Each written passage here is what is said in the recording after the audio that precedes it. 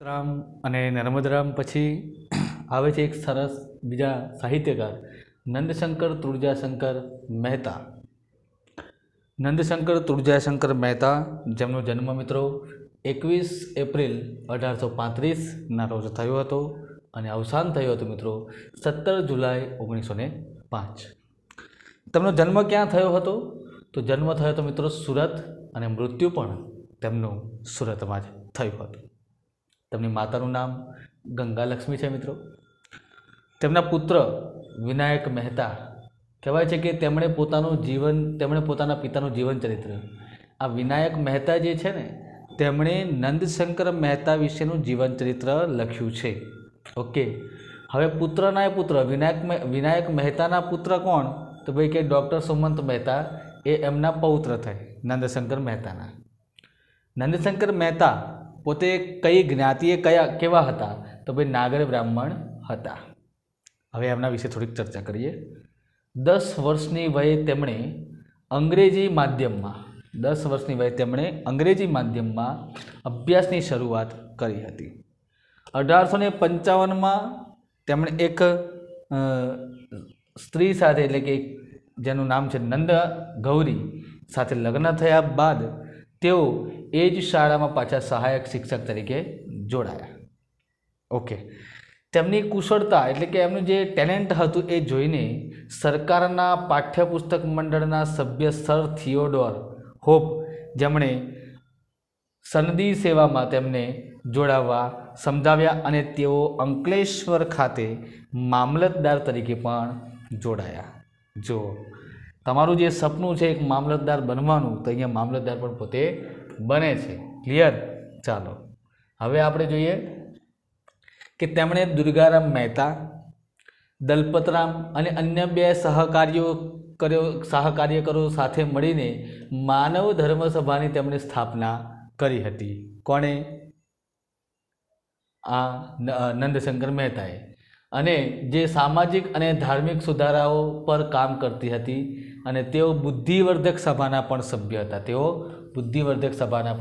સભ્ય હતા. ઓકે, જેની સ્થાપના મુંબઈમાં 1851માં થઈ હતી. આ બુદ્ધિવર્ધક સભાની આપણને ખ્યાલ જ છે. હવે વાત કરીએ આગળ. 1880માં તેઓ કચ્છના દિવાન પદે રહ્યા અને 1883માં ગોધરામાં સહાયક પોલિટિકલ એજન્ટ તરીકે પણ રહ્યા. તેમની નિમણૂક કહેવાય છે એજન્ટ તરીકે થઈ. 1877માં તેમને રાય બહાદુરનો ખિતાબ પણ પ્રાપ્ત થયો. તેમણે 1863માં મિત્રો કરણ ઘેલો લખવાની શરૂઆત કરી, જેના માટે આપણે જાણીએ છીએ કે સૌ પ્રથમ નવલકથા જે છે કરણ ઘેલો એ નંદશંકર મહેતાએ લખી હતી. શરૂઆત એમણે 1863માં કરી અને 1866માં આ પુસ્તક રૂપે પ્રકાશિત થઈ, જે ગુજરાતી ભાષાની પ્રથમ મૌલિક નવલકથા છે મિત્રો. નવલકથા તો ખરી, પરંતુ કેવી? મૌલિક. આ નવલકથા ગુજરાતના વાઘેલા વંશના છેલ્લા રાજા કર્ણદેવ બીજો, જેનું જીવનકાળ છે 1297થી 1304નું, અને આ જીવનચરિત્ર ધરાવે છે, જેની અલાઉદ્દીન ખિલજીની તુર્કીશ સેના સામે 1298માં આકરી હાર પણ થઈ હતી. એનું વર્ણન નંદશંકર મહેતાએ, કહેવાય છે કે કરણ વાઘેલાની મૂળ વાર્તા અને અન્ય ઐતિહાસિક ઘટનાઓ રાસમાળા નામના ગ્રંથમાંથી લઈને થોડું ઘણું ગ્રંથસ્થ નવલકથામાં કર્યું છે. આગળ આપણે બાબત જોઈએ જરા. આ નવલકથાના પ્રકાશનમાં 2 વર્ષ બાદ મુંબઈના આ નવલકથાના પ્રકાશન જે થયું એના 2 વર્ષ બાદ મુંબઈના પારસી થિયેટર ઓફ બોમ્બે તે પરથી એક નાટક પણ રજૂ કર્યું હતું. શું? તો કે ભાઈ ગુજરાતનો છેલ્લો રાજા કરણ ઘેલો, આવી એક નાટક પણ રજૂ કર્યું હતું આ કરણ ઘેલો નવલકથા પરથી. બરાબર. આ નવલકથાનો મરાઠી અનુવાદ મરાઠી સામયિક વિવિધ જણાન, શું છે? વિવિધ જણાન, એ સામયિકમાં પણ પ્રકાશિત થયું છે. વિસ્તારમાં એ ધારાવાહિક રૂપે પ્રસિદ્ધ થયું હતું. 2015માં તુલસી વત્સલ અને અબાન મુખર્જી, નામ અહીંયા જરા ઠીક કર્યું હતું, તુલસી વત્સલ અને અબાન મુખર્જી દ્વારા આ પુસ્તકનો અંગ્રેજીમાં અનુવાદ કરવામાં આવ્યો અને પેંગ્વિન બુક્સ ઇન્ડિયાના વાઇકિંગ પ્રકાશન વિભાગ દ્વારા તેનું પ્રકાશન પણ કરવામાં આવ્યું.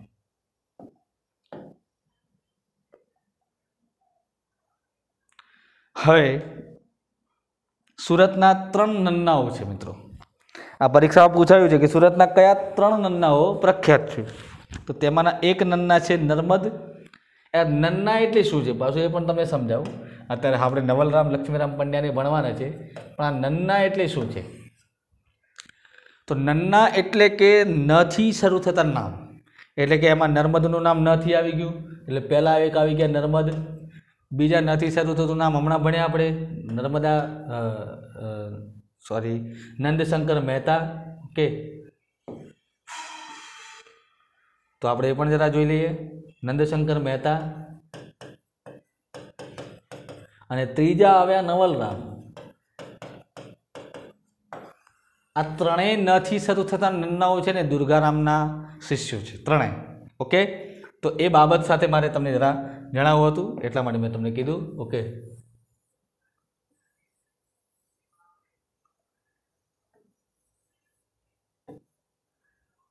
ચાલો હવે આપણે વાત કરીએ। તો નવલરામ લક્ષ્મીરામ પંડ્યા, જન્મ 9 માર્ચ 1836, મૃત્યુ અવસાન 7 ઓગસ્ટ 1888।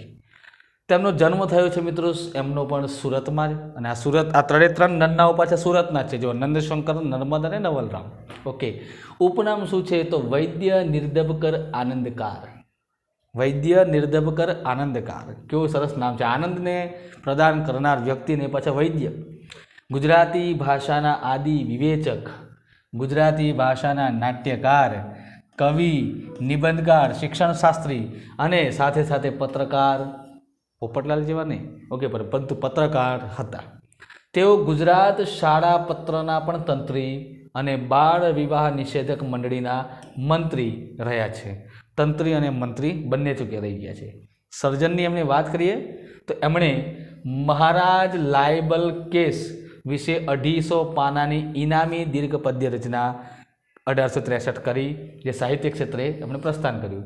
આ ઇનામી દીર્ઘ પદ્ય રચના એટલે શું કે જેમાં ઇનામ આપવાને પાત્ર હતું।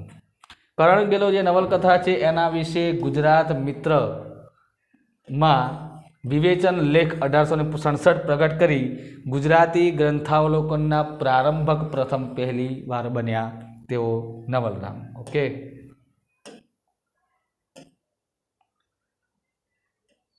ફ્રેન્ચ નાટ્યકાર મોલિયરના નાટકના અંગ્રેજી ભાષાંતર મૂક ડોક્ટર ઉપરથી સૂચિત હાસ્ય નાટક ભટ્ટનું ભોપાળું 1867 એમણે લખ્યું। આ બહુ પ્રખ્યાત એમનું નાટક છે, ભટ્ટનું ભોપાળું, જે આનંદલક્ષી છતાં તત્કાલીન સામાજિક કુરિવાજો પરના એમના કટાક્ષને કારણે હેતુ પ્રધાન બન્યું। રાસમાળામાંથી વસ્તુ લઈને એમણે રચેલું નાટક વીરમતી 1869, જે પ્રથમ 2 ગુજરાતી ઐતિહાસિક નાટકોમાંનું એક અને પાશ્ચાત્ય પરંપરા અનુસારનું છે। શું કહે છે? એમણે રચેલું નાટક વીરમતી 1869 અને પ્રથમ 2 ગુજરાતી ઐતિહાસિક નાટકોમાંનું, જે 2 ઐતિહાસિક નાટકો હતા એમાંનું એક અને પાશ્ચાત્ય પરંપરા વેસ્ટર્ન સ્ટાઇલને અનુસરનારું છે। અકબર શાહ અને બિરબલ જે નિમિત્તે હિન્દી કાવ્ય તરંગ, આવું સરસ મજાનું એમણે પણ લખ્યું છે। જો શું છે? અકબર શાહ અને બિરબલ નિમિત્તે હિન્દી કાવ્ય તરંગ, જે ગુજરાત શાળા પત્રમાં હપ્તાવાર પ્રકાશિત 1870માં 80માં, બરાબર। આ હપ્તાવાર એટલે કે સાપ્તાહિક સ્વરૂપે। બાળ લગ્ન 32 1876માં સુધારાના હેતુવાળી કરુણ ગર્ભહાસ્યની, તો બાળ ગર્ભાવલી 1877માં નારી જીવનના આદર્શની આવી બોધક રચનાઓ પણ એમણે આપી છે। હવે સંસ્કૃત મહાકાવ્ય મેઘદૂત જે આપણા કાલિદાસનું છે 1870માં એમણે આપેલા ભાષાંતર કલાનો પણ આદર્શ આલેખ્યો છે, મતલબ કે એમણે ભાષાંતર એટલે ટ્રાન્સલેટર તરીકે પણ એમણે સેવાઓ આપી છે। ભાષાંતર માટે નવો એક સંયોજાયેલો માત્રામેળ મેઘછંદ એમણે આપ્યો। મૂળ વિપ્રલંબ શૃંગારની પ્રૌઢિને ઝીલવામાં અસફળ રહ્યો છે, મતલબ કે મેઘછંદ આપનાર કોણ? તો નવલરામ। ઓકે, તો આ બધી બાબતો ખાસ યાદ રાખજો।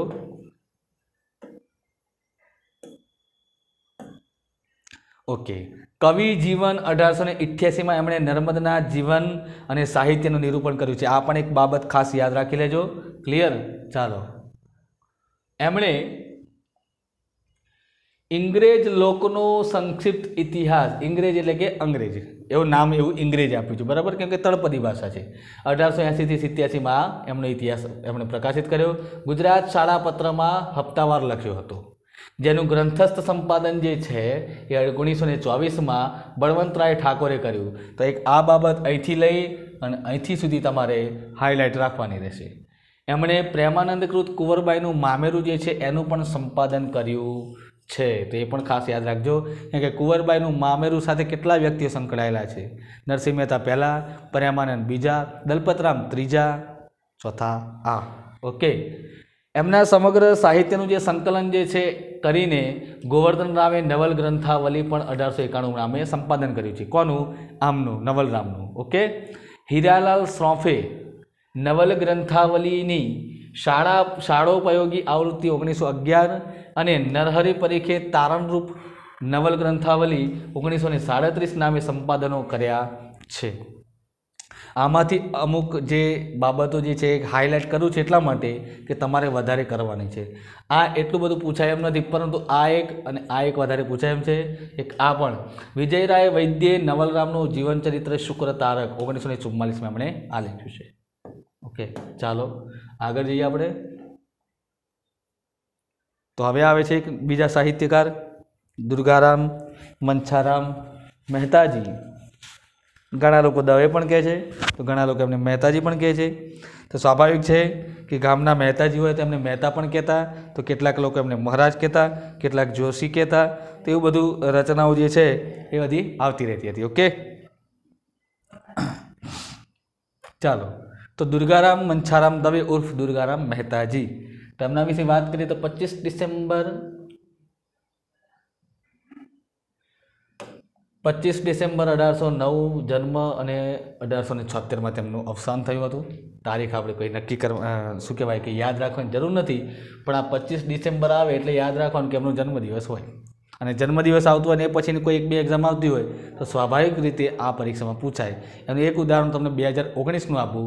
દુર્ગારામનો એક પ્રશ્ન પૂછાયો હતો, કેમ ઓક્ટોબરમાં એક્ઝામ લેવાય, 20 ઓક્ટોબરે એક્ઝામ લેવાય અને ડિસેમ્બર હવે 2.5 મહિના પછી આવવાનો જ હતો. તો સ્વાભાવિક છે, કરંટ બેઝ આવનાર ભવિષ્યનું અને ભૂતકાળ બંને રીતે પૂછાય છે, બરાબર. જન્મ સુરતમાં જ છે, જ્ઞાતિ વડનગરા નાગર બ્રાહ્મણ. ગુજરાતમાં સમાજ સુધારાના આદ્ય પ્રવર્તક એમને ગણવામાં આવે છે. મહિપતરામે તેમનું જીવન ચરિત્ર મહેતાજી દુર્ગારામ મંછારામ ચરિત્ર, શું કહે છે? મહેતારામ દુર્ગાજી મંછારામ ચરિત્ર કોણે લખ્યું? મહિપતરામે તેમના જીવન ચરિત્ર લખ્યું છે 1879. શીર્ષક હેઠળ લખેલ છે, જે દુર્ગારામની રોજનીશી પર આધારિત છે. આ રોજનીશી શું છે? તો દુર્ગારામે કહેવાય છે કે નર્મદ પહેલાં પણ રોજનીશી સ્વરૂપે, એટલે દરરોજ જે પેલા છાપાઓ આવતા હોય એમાં પેલું કહેવાય છે કે એમની પોતાની આત્મવૃત્તાંત જે છે એ રજૂ કરેલું હતું, બરાબર છે. તેમણે પ્રાથમિક શિક્ષણ સુરત ખાતે લીધું હતું અને ત્યારબાદ મુંબઈમાં નેટિવ એજ્યુકેશન સોસાયટીમાં તાલીમ લઈને ત્યાંથી પાછા ફરી 1826માં સુરતમાં તેઓ કહેવાય છે કે શિક્ષક પણ બન્યા હતા. મહિપતરામ રૂપરામ નીલકંઠ પરદેશ જઈને આવ્યા ત્યારે દુર્ગારામે તેમની સાથે બેસીને એક કહેવાય છે કે ભોજન કર્યું હતું, તેથી તેમને જ્ઞાત બહાર કાઢવામાં આવ્યા હતા. શું કહે છે? મહિપતરામ રૂપરામ નીલકંઠ પરદેશ જઈને આવ્યા ત્યારે દુર્ગારામે તેમની સાથે બેસીને, કે બ્રાહ્મણ નહોતા, પરનાથના હતા, એટલા માટે એને દુર્ગારામને શું કહ્યું? નાત બહાર કાઢી મૂકવામાં આવી બધી માન્યતાઓ ઘણી બધી હતી. હવે લોકો સુધર્યા છે, હવે લોકો આ બધી પરંપરામાંથી બહાર આવ્યા છે, બરાબર છે. એક આ બધી રૂઢી નકામી છે. હોટલમાં જાઓ છો, હોટલમાં કોણ બનાવે છે શું ખબર છે? તો પછી ભાઈ તમે બધી જગ્યાએ ખાઓ છો તો પછી કોઈ વ્યક્તિ સાથે બેસીને ખાવામાં કંઈ વાંધો શું? આ સ્વાભાવિક છે કે કોઈ તમે પ્રોપર વેજીટેરિયન હો અને તમે કોઈક નોન વેજીટેરિયન સાથે બેસીને ખાતા હોય તો વાત ઠીક છે કે ચલો એને એ ના કરાય, પણ આવું કોઈ વ્યક્તિ સારા છે એની સાથે શું? એક સાહિત્યકાર સાથે બેસીને નહીં ખાય તો શું થશે? જો એક ગુરુ, એક શિક્ષક ક્યારેક શિષ્ય સાથે પણ બેસીને એક થાળીમાં ભોજન લઈ શકે છે, બરાબર. પણ આ બધી માન્યતાઓ હતી. આપણે આના વિશે કંઈ ચર્ચા કરવાનો કોઈ મતલબ નથી. આપણે તો અત્યારે આપણા અર્વાચીન યુગમાં અને આપણે તો આધુનિકમાં છે ને એ પણ પાછા ડિજિટલ યુગમાં આ બધી આપણામાં વાતો આવે નહીં. ક્લિયર? તેમને સમાજ સુધારાની પ્રેરણા રણછોડ દાસ ગિરધરભાઈ ઝવેરી પાસેથી મળી હતી, સમાજ સુધારાની. તો ગુજરાતી ભાષાના પ્રથમ સમાજ સુધારક કેવા હોય તોય આ કહી શકાય, બરાબર. પણ એ કહેવું પણ થોડું માન ભર્યું. મેં તમને પહેલાં મધ્યકાલીન યુગમાં કીધું હતું ને, દયારામ જેવું, એ રીતે. તો રણછોડદાસ ગિરધરભાઈ ઝવેરી પાસે તેમને મળી હતી. તેઓ મેલી વિદ્યા તથા જંતર મંતરના કટ્ટર વિરોધી હતા તથા વિધવા વિવાહની તરફેણમાં તેમણે અનેક ભાષણો પણ કર્યા હતા. કોણે? રણછોડદાસ ગિરધરભાઈ. દાદોબા પાંડુરંગ પ્રાર્થના સમાજના સ્થાપક આત્મારામ પાંડુરંગના ભાઈ, આત્મારામ પાંડુરંગ આઠવેલ, બરાબર છે. તેમની સુધારક પ્રવૃત્તિના મુખ્ય ટેકેદાર હતા આપણા દુર્ગારામ મહેતાજી. તેમણે 22 જૂન 1844ના રોજ સુરતમાં માનવ ધર્મસભા નામની સંસ્થા સ્થાપી હતી. 1844ના રોજ સુરતમાં માનવ ધર્મસભાની સ્થાપના કરી હતી.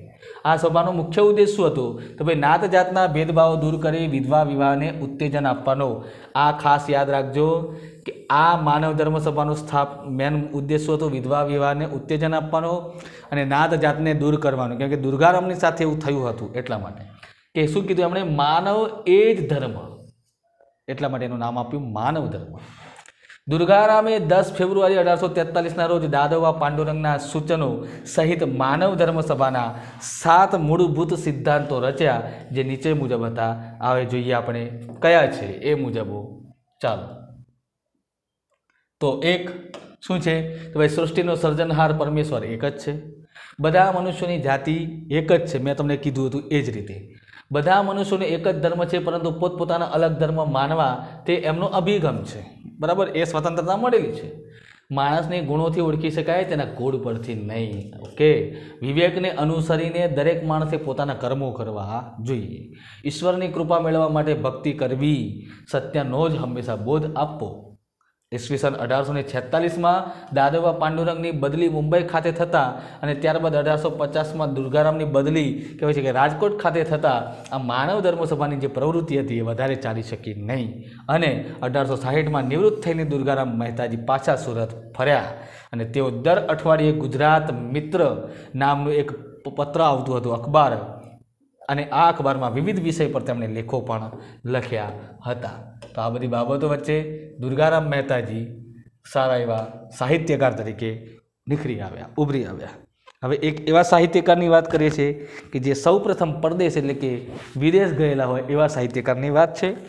અને આ પરીક્ષામાં પૂછાયેલું છે કે નીચેમાંથી કયા એવા સાહિત્યકાર છે કે જે સૌપ્રથમ વિદેશની યાત્રા કરીને આવ્યા હતા? તો એ છે મહિપતરામ રૂપરામ નીલકંઠ. ઓકે.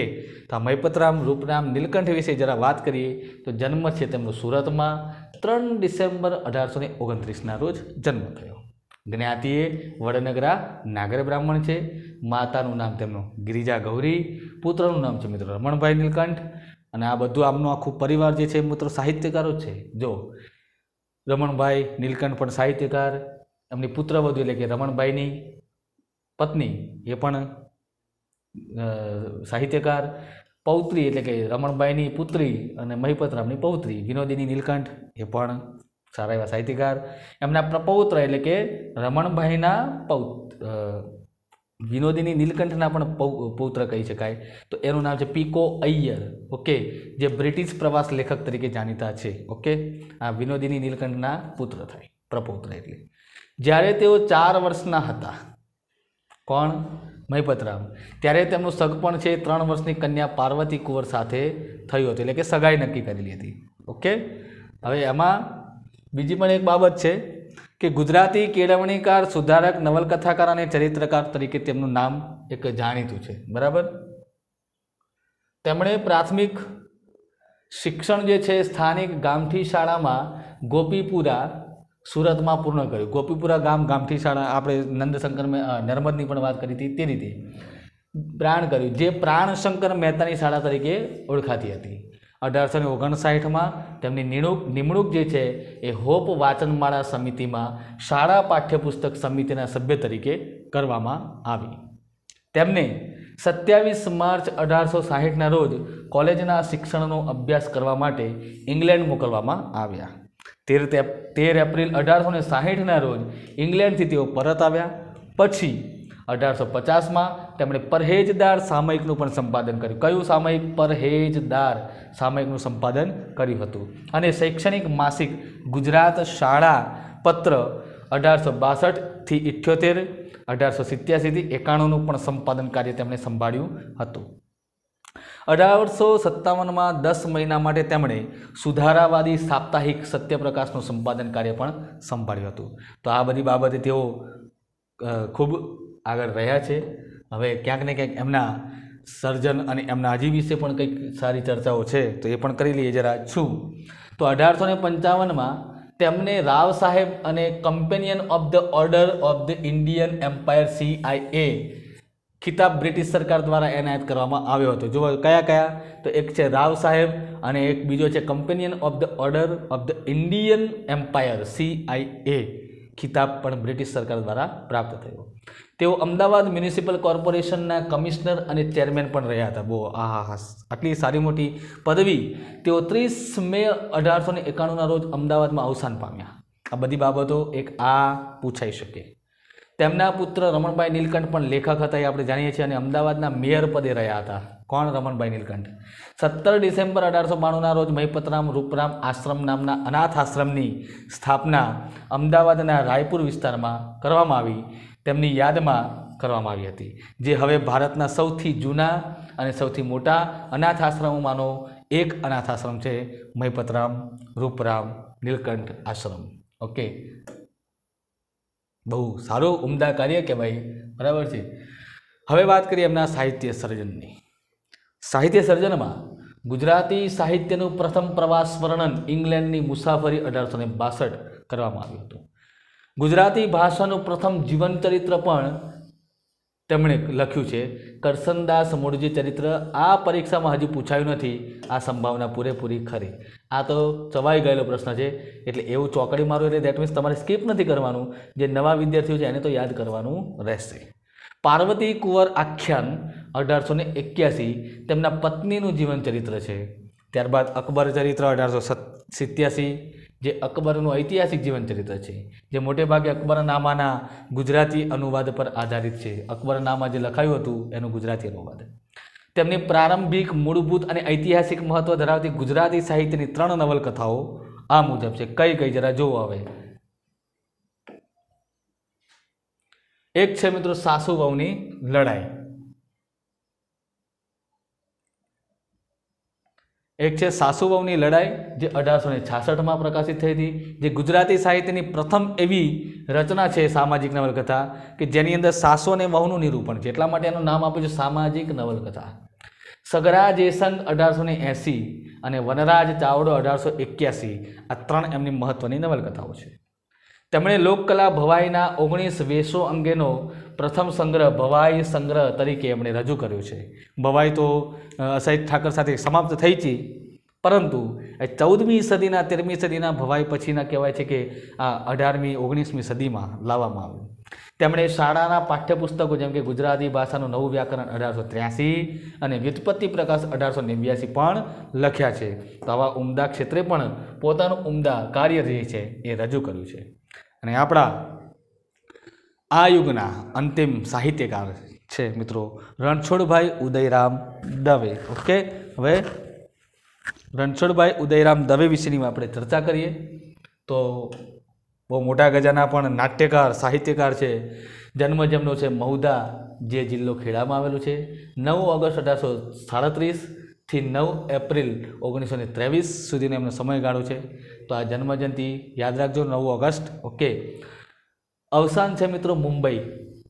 શાનાથી? તો ત્રિદોષના હુમલાથી એમની ટૂંકી માંદગી બાદ, એટલે બહુ લાંબા સમય સુધી માંદા ન રહ્યા, એ ભગવાનની એક સારી કૃપા કહેવાય, અને એમનું અવસાન થયું।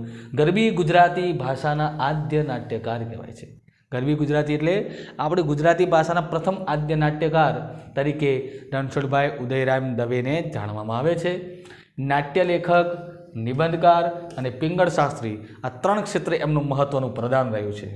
પ્રાથમિક શિક્ષણ જે છે એ ખાસ કરીને એમણે લીધું હતું આ ખેડા જિલ્લાના મહુધામાં। ઓકે, અને 1852માં અંગ્રેજીના અભ્યાસાર્થે ક્યાં ગયા?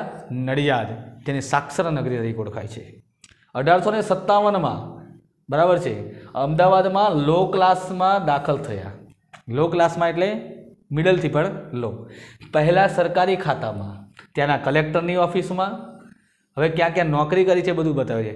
પહેલાં સરકારી ખાતામાં ત્યાંના કલેક્ટરની ઓફિસમાં, પછી 1863માં અમદાવાદના અગ્રણી એક વેપારી હતા જેનું નામ છે મિત્રો બહેચરદાસ અંબાઈદાસ, જેના વતી એમની જગ્યાએ એક મેસર્સ લોરેન્સની કંપનીમાં તેઓ જોડાયા હતા। બરાબર છે, ન વંચાતું હોય તો ફરીથી એક વખત વાંચી લો કે અમદાવાદના જે અગ્રણી વેપારી હતા બહેચરદાસ અંબાઈદાસ વતનીના મેસર્સ લોરેન્સની કંપનીમાં કહેવાય છે જોડાવા માટે ક્યાં ગયા હતા? મુંબઈ। ઓકે, ચાલો આગળ જઈએ આપણે। કહેવાય છે કે એ જ પછી મુંબઈમાં ગયા પછી મુંબઈમાં જ કહેવાય છે કે ગોંડલ, પાલનપુર અને ઈડર રાજ્યના મુંબઈ ખાતેના જે પ્રતિનિધિઓ હતા એમના તરીકેની પણ એમણે કામગીરી ત્યાં રહીને કરી। મુંબઈ નિવાસ દરમિયાન મનસુખરામ ત્રિપાઠી સાથે એમનું મિલન થયું અને ખૂબ જ અનન્ય સારી એવી મૈત્રી પણ એમનું થઈ। 1884માં કચ્છ નરેશ મહારાવ શ્રી ખેંગારજી સવાઈ બહાદુરે પહેલાં હુઝુર આસિસ્ટન્ટનું અને ત્યારબાદ કહેવાય છે પ્રધાન પદનું એમને માન પદ આપ્યું। ઓકે, અને 1904માં તેઓ ત્યાંથી નિવૃત્ત થયા। 1912માં વડોદરામાં એક ભરાઈ સભા ગુજરાત સાહિત્ય પરિષદની જે સભા હતી એના પણ પ્રમુખ બન્યા। ક્યારે? 1912માં। તો તમને પરીક્ષામાં પૂછાય કે 1912માં અથવા તો રણછોડભાઈ ઉદયરામ દવે ગુજરાતી સાહિત્ય પરિષદના પ્રમુખ નીચેનામાંથી કઈ સાલમાં થયા હતા અથવા તો બન્યા હતા? તો 1912 તમારે લખવાનું રહેશે। 1915માં કહેવાય છે કે બ્રિટિશ સરકારે દિવાન બહાદુરનો બહુ મોટો ઇલકાબ એમને પણ આપી દીધો। તો આ એક યુગ એવો છે મિત્રો સુધારક યુગ કે જેમાં 3 એવા સાહિત્યકારો છે જેમને બ્રિટિશ સરકારે સારા એવા ઇલકાબ આપ્યા। હવે બ્રિટિશ સરકારે આ લોકોને ઇલકાબ કેમ આપ્યા એમના પહેલાં કે પછી નહીં, તો તમારે એટલું સમજવું જોઈએ કે પરીક્ષામાં શોર્ટ ટ્રીક તમારે યાદ રાખવાની છે કે 18મી સદીની અંદર ઈસ્ટ ઇન્ડિયા કંપની આવી જે મોસ્ટ ઓફ બ્રિટિશરો હતા, અને આ 18મી થી 19મી સદીનો જે 100 વર્ષનો એટલે 150 વર્ષનો સમયગાળો છે ગાંધીજીના પહેલાંનો, એ સમયની અંદર જેણે જેણે બ્રિટિશ સરકારના જે ખિતાબ પ્રાપ્ત કર્યા હશે એ સુધારક યુગના હશે મુખ્યત્વે। બરાબર, એટલે આપણે સાક્ષર યુગ કે ગાંધી યુગ કે અનુગાંધી એ બાજુ તરફ જવાની જરૂર નથી। હવે આગળ આપણે ચર્ચા કરીએ જરા। તો આવે છે એમના સર્જનની વાત। તો સર્જન ક્ષેત્રે એમણે સૌથી વધારે આદ્ય નાટ્યકાર કહેવાય છે, તો એમના જે નાટકો જે છે એ ખાસ યાદ રાખવાના। જેમ કે એમનું નાટક છે મિત્રો જયકુમારી વિજય, જે એમને નાટક છે જે હાલ અત્યારે જયકુમારી વિજય તરીકે ઓળખાય છે, એ એકચ્યુઅલી જે કુંવરનો જે હતું નાટક, એ પહેલાં એનું નામ જે કુંવરનો જે નાટક હતું, જે બુદ્ધિપ્રકાશ નામનું જે સામયિક જે ગુજરાત વર્નાક્યુલર સોસાયટી પ્રકાશિત કરે છે એમાં ધારાવાહિક નાટક રૂપે એ લખવાની શરૂઆત એમણે કરી હતી। કેમ કે શરૂઆતમાં દરેક વ્યક્તિ છે ને અને ગુજરાતી વ્યક્તિ હોય એ હંમેશા કોઈ પણ બિઝનેસની અંદર ઇન્વેસ્ટમેન્ટ કરતાં પહેલાં વિચાર કરે થોડી વાર કે હું ઇન્વેસ્ટમેન્ટ કરીશ તો મારે કેવી રીતે પ્રોફિટ બધું આવશે। એટલે એમણે ઇન્વેસ્ટમેન્ટ કરવાની શરૂઆત કેવી કરી, એટલે દેટ મીન્સ નાટક લખવાની શરૂઆત કેવી રીતે કરી? એક પત્રની અંદર જેમાં ધારાવાહિક રૂપે આવતું હતું। અને આ જે કુંવરનો જે નાટક જે છે એ આધુનિક ગુજરાતી ભાષામાં લખાયેલ પ્રથમ શિષ્ટ નાટક બન્યું। શિષ્ટ એટલે કેવું? મૂળ ગુજરાતી, જે આપણે બધા જાણતા હોય એવી ગુજરાતી, ના કે તળપદી। આ તળપદીમાં લખાયેલું નથી, મૂળ શિષ્ટ ગુજરાતીમાં બન્યું। આ નાટક જે કુમારનો જે નાટક છે એ પાછળથી જયકુમારી વિજય નાટક નામથી પ્રગટ કરવામાં આવ્યું। બીજું એક છે લલિતા દુઃખદર્શક, જેને ગુજરાતી ભાષાનું પ્રથમ કરુણાંત નાટક કહેવાય છે। દુઃખદર્શક, તો દુઃખ હોય તો ત્યાં કયો રસ ભાવ પ્રગટે? કરુણ રસ। તો આ પ્રેમરાય અને ચારુમતી, તો આ લલિતા દુઃખદર્શક જે છે પ્રથમ કરુણાંત નાટક, ત્યારબાદ એમનું બીજું નાટક છે પ્રેમરાય અને ચારુમતી, બાણાસુર, મદમર્દન, મદાલસા અને ઋતુધ્વજ, નળ દમયંતી, રાજા નળ અને દમયંતીનું જે વર્ણન જે છે આપણે જરા ઘણી વખત જોઈએ છે નળ દમયંતીનું કે ભાઈ નળ દમયંતીનું મુખચંદ્ર જેવું સુંદર છે, આ બધા અલંકારોના જે ઉદાહરણમાં જે વિખ્યાત સુખ્યાત પામેલી દમયંતી જે છે એનું આ ઉલ્લેખન। હરિશ્ચંદ્ર નાટક, તારામતી સ્વયંવર નાટક પણ ખૂબ કહેવાય છે કે રંગભૂમિ ઉપર પ્રદર્શિત થયેલું। નિત્ય શૃંગાર નિષેધક રૂપક, વૈરનો વાસે વસ્યો વારસો અને વંઠેલ વિરહાના કુડા નૃત્ય, આ બધા એમના નાટકની રચનાઓ છે। તો આ રીતે રણછોડરામ ઉદયરામ દવે નાટક ક્ષેત્રે પોતાની પ્રસિદ્ધિ જે છે પામી ચૂક્યા છે। હવે વાત કરીએ તેમના કાવ્યશાસ્ત્રની। તેમણે નાટ્ય પ્રકાશ નામનું કાવ્યશાસ્ત્ર, રસ પ્રકાશ, અલંકાર પ્રકાશ, बराबर। श्राव्य काव्य, रणपिंगळ भाग 1, 2, 3, फारसी कविता रचना अने रूबाई, डिंगल अथवा मारवाड़ी गीत रचना आ एमना काव्यशास्त्र छे। बात करिए कि कया कया एमना ग्रंथों एमणे अनुवाद कर्युं छे तो पहलू संस्कृत पुस्तक ले छे हितोपदेश, बीजो छे नाट्य कथारस, पछी इंग्लिश में छे लैम्प्स टेल्स फ्रॉम शेक्सपियर, अन्य साथे शेक्सपियर, कथा संग्रह अने कथा समाज। तो आ ए छे बराबर। तो ए पण बाबत याद राखवानी छे। एमणे एक इतिहास पण लख्यो छे मित्रों, कच्छ देशनो इतिहास। आ कच्छ देश हतुं जे हाल अत्यारे राज्य छे, तो ए इतिहास विषे खास याद राखजो। आ कच्छ देशनो इतिहास लखनार एकमात्र व्यक्ति छे रणछोड़राय उदयराम दवे। अने अहींया आपणे सुधारक युग, नर्मद युग, दलपत युग एटले के अर्वाचीन युगनी अहींया समाप्ति करीए छीए। अने नवा युग साथे नवा लेक्चरमां, आगामी लेक्चरमां मळीशुं। त्यां सुधी see you at next lecture. Wish very all the best. जय हिंद।